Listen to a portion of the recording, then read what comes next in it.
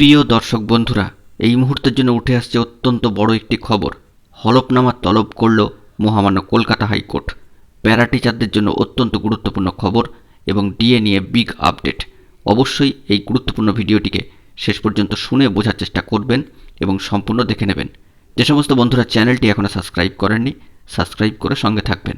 এই মুহূর্তের জন্য অত্যন্ত বড় খবর। এবার কিন্তু মহামান্য কলকাতা হাইকোর্টের হলফনামার তলব। যে বিষয়টি উঠে আসছে যে প্যারা টিচার সংক্রান্ত বিষয়ে অত্যন্ত বড় খবর।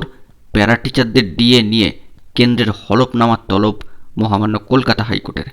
গত বুধবার মহামান্য কলকাতা হাইকোর্টের সিঙ্গেল বেঞ্চের সম্মানীয় বিচারপতি বিশ্বজিৎ বসু মহাশয়ের এজলাসে উঠেছিল প্যারা টিচার সংক্রান্ত মামলা।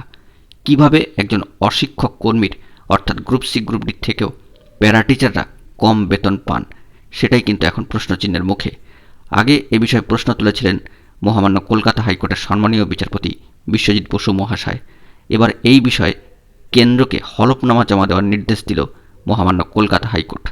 পার্শ্ব শিক্ষকদের জন্য অনুমোদিত ফান্ডের বিষয়ে আগামী 18ই অক্টোবরের মধ্যে কেন্দ্রকে হলফনামা দেওয়ার নির্দেশ দিয়েছেন সম্মানীয় বিচারপতি বিশ্বজিৎ বসু মহাশয়। তার এক সপ্তাহের মধ্যে মামলাকারীদেরকেও এই বিষয়ে নিজেদের মত জানাতে হবে মহামান্য আদালতে। প্যারা টিচাররা শিক্ষক হয়েও এত কম বেতন কেন পান, এই নিয়ে কিন্তু প্রশ্ন উঠছে এবং এই প্রশ্ন তুলে মহামান্য আদালতে দায়ের হয়েছিল মামলা। মামলাকারীদের অভিযোগ, মানুষ গড়ার কারিগর হিসাবে যে শিক্ষক সমাজকে গণ্য করা হয়, সেই শিক্ষক সমাজের মধ্যেও রয়েছে হাজারো বৈষম্য। প্যারা টিচার হওয়ার কারণে তারা অশিক্ষক কর্মীদের থেকেও কম বেতন পান, এমনই কিন্তু প্রশ্ন উঠছে। মামলাকারীদের পক্ষের সম্মানীয় আইনজীবী বলেছেন যে কেন্দ্র ও রাজ্যের দড়ি টানাটানিতে ভুগতে হচ্ছে পার্শ্ব শিক্ষকদের। রাজ্য সরকারের পক্ষের আইনজীবী সম্মানীয় আইনজীবী আদালতে বলছেন যে এটা কেন্দ্র সরকারের প্রকল্প, তারা টাকা না বাড়ালে রাজ্যের পক্ষে এদের বেতন বৃদ্ধি করা সম্ভব নয়।